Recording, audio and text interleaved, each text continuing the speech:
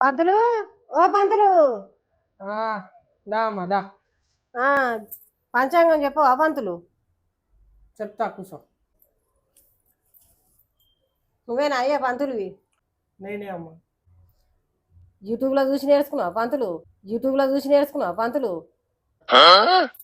అవన్నీ నీకు ఎందుకమ్మా? నీ బాధ ఏంది చెప్పు. నా బాధ ఏమని చెప్పాలి పంతులు? నేను పక్కగా అయితలేను, ఏమైతలేను, దొబ్బుగా అవుతున్నావు అని చెప్పి అందరూ నన్ను దొబ్బుదానా దొబ్బుదానా దొబ్బదానా నేర్పిస్తారు. ఈ మధ్య గుండు వేయించుకున్నా అని చెప్పి నమ్మకూడదు. గుండు గుండు గుండు దొబ్బదానా అని పిలుస్తున్నారు. ఏం చెప్పాలి పంతులు? నేను ఎట్లా పక్కగా అయితే పంతులు చెప్పు జరిగిన సమస్య. జరంతా ఇంట్లో కూడా పెట్టాలమ్మా. అది కూడా కరెక్ట్ కదా సార్. నువ్వు ఒక తింటే కాదు. నేను ఇంట్లో పెడతలేను. ఎవరు చెప్పిండ్రా నీకు? ఏ బట్ట వచ్చి పడుకో చెప్పిండ్రా నీకు? నేను ఇంట్లో పెడతలేనా?